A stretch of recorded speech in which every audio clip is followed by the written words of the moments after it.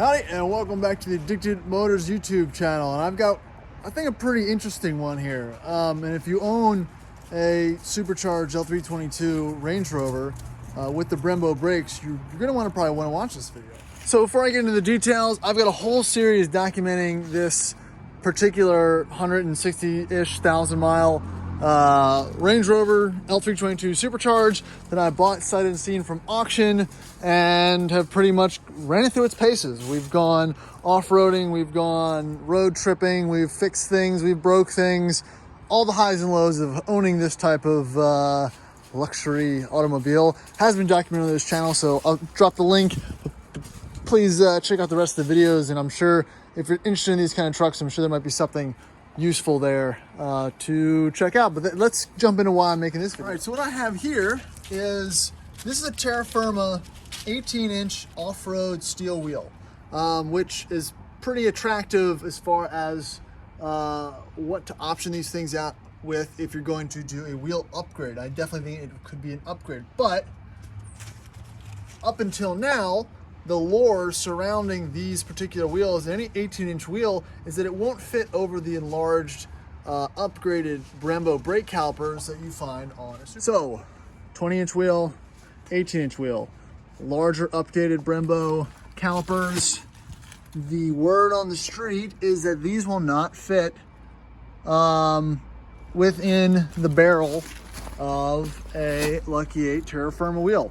And I saw a post on Facebook recently that says it would. So, you know, let's just do it from the get-go and do a live fit up and see if this is correct. Because I want to debunk this myth if possible, because I feel like it's the gating factor for a lot of guys that owns these trucks not to do wheel modifications and downsize the rims for, you know, a greater tire aspect ratio, which would then lead to, you know, I don't know, slightly more sidewall for off-roading, which is one reason why people that are looking to build these trucks don't always go for the supercharged option, which really is the better option. So I'm gonna grab the jack, we're gonna jack it up, take the wheel off, and see the fitment. And if it works, great, and if it doesn't, well, the internet was wrong.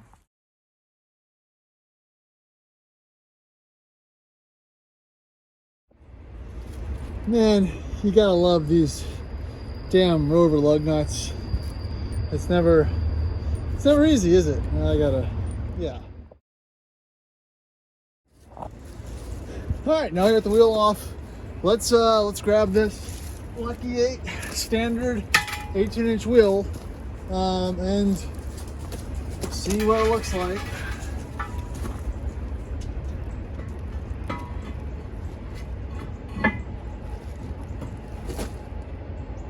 Woo!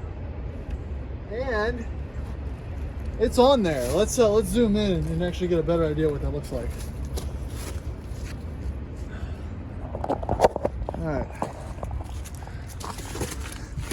So that's in, and let's look at the clearance, because there isn't much. I should probably put a couple lug nuts on here for good measure. Let me refocus the camera. I'll just use my foot. But there it is, and there's nothing touching. Let's look at it from the other angle. All right, here's the angle that matters, and she is not rubbing. So let's get things straight, though. I think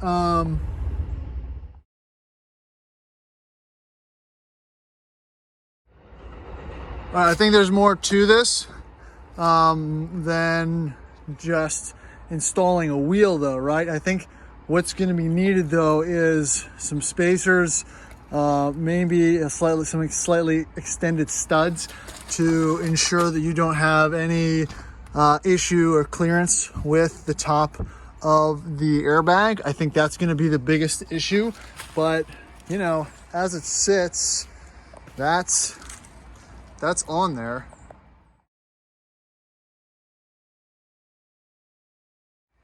So, I mean, this is the look that I think most people want.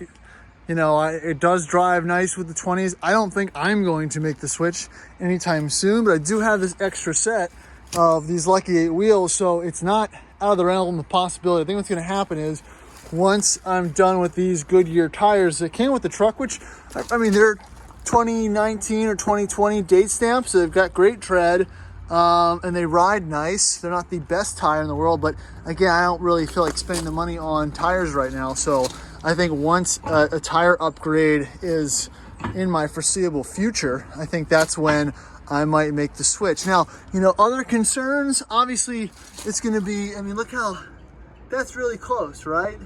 It's probably 2 or 3 millimeters or whatnot. But, you know, the concern I think from the community will be, you know, mud and stuff getting in there and causing issues. But, you know, that's a lot to kind of forecast, and I'm not doing any crazy mudding. That wouldn't really be the plan. So what you'd really have to do is figure out what size spacer would be necessary to ensure that you don't have any rub with the larger tires on it. So, you know, just something to think about. But overall, I think that's a pretty good look. So let's get this rebolted back on and call it. So if there's any other questions, comments, or concern about this, I'd like to hear it in the comments. Let me know what you think.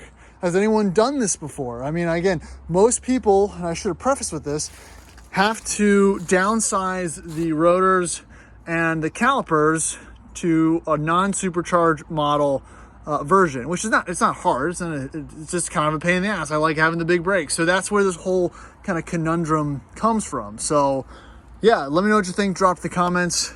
And, you know, hopefully this might work for someone in the future.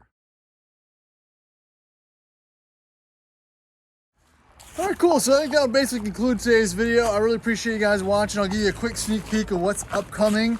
And I got it right here. Woo! Look at that. I have made some progress on the Range Rover Classic floor installation.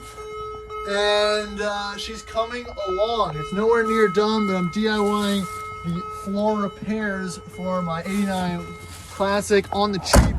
I've got some fun stuff coming as far as welding and body filler and all that, seam sealer. So I'm going to do it.